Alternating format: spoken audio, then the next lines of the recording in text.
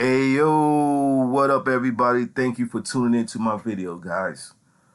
Before I get started, I just want to say this is for entertainment and educational purposes only. I'm not a lawyer. I'm not a financial advisor. I am none of that. I'm just here to share information with we the people. And I don't give legal advice. Alright? So we're gonna be talking about contracts and colorable money. Alright? So let's get right into it, man. Continuation. If you haven't watched part 1 and 2, please go check out part 1 and 2 of this series. You know what I'm saying? Please go check out part 1 and 2 to get all caught up. But continue on, man. Courts of contract. You may ask, how did we get into this situation where we can be charged with failure to wear a seatbelt and be fined for it? Isn't the judge sworn to uphold the Constitution?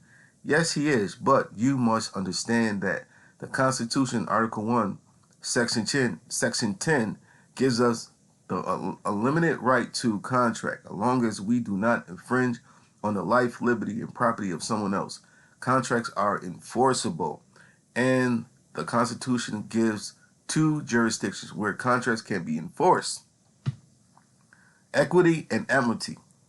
But we find them being enforced in statutory jurisdiction. This is the embarrassing part of the courts, but we can use this to box the judge into a corner and in their own courts. We will cover this later. But so it's all about contracts, guys. You know what I'm saying? All day long, they need you to sign. No matter what you do in this system, they need you to sign. Nothing moves until you sign. It's all about contracts. You know what I'm saying? And you gotta learn how to properly endorse your autograph. It's not signature, but your autograph, in order to protect yourself. You know what I mean? You gotta learn that. Contracts must be voluntary. Under the common law, every contract must be entered into knowingly, voluntarily, and intentionally by both parties, or it is void and unenforceable. These are characteristics of a common law contract. There is another characteristic, and it must be based on substance. For example, contracts used to read for $1 and the other valuable considerations. I will paint your home, etc. That was a valid contract. The dollar was a genuine silver dollar. Now suppose you write a contract that says, for one Federal Reserve note and other considerations, I will paint your house. And opposed, for example, I paint your house the wrong color. Could you go into a common law court and get justice? No, you could not. You see, a Federal Reserve note is colorable, $1, as it is has no substance, and in a common law jurisdiction, that contract would be unenforceable. Alright? The word colorable means something that appears to be genuine. That's why the money is so colorful. You know what I'm saying? It looks like monopoly money. It looks like money, but it's not money. You know what I'm saying? Not unless, see, this was written back in 1991. Not unless you're using the lawful side of the bill or the lawful side of the note. You know what I'm saying? Then, you're using lawful money.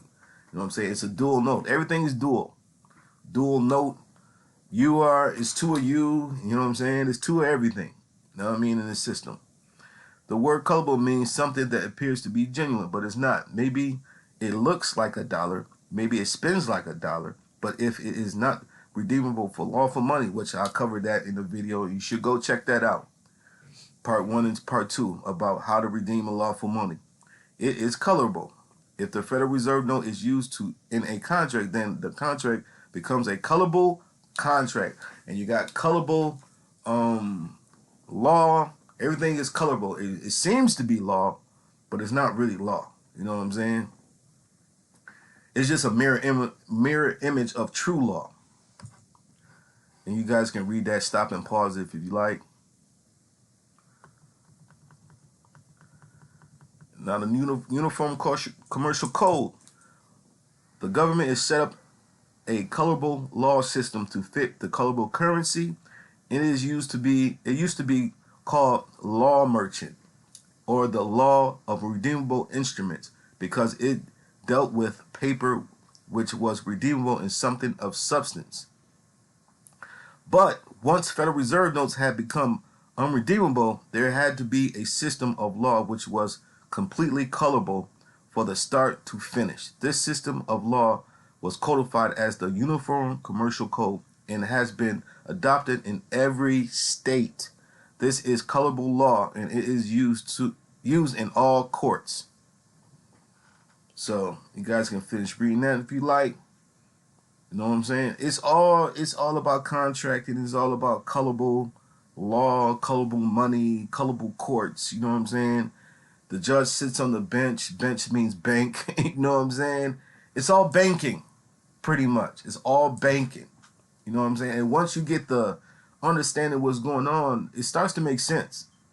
You know what I'm saying? It starts to make sense when you start to think about it. It really starts to make sense of what's going on. But like I said, man, they got this thing so masked. A lot of people still don't know, man, what's going on, man. But yo, stay tuned for part 4. Peace.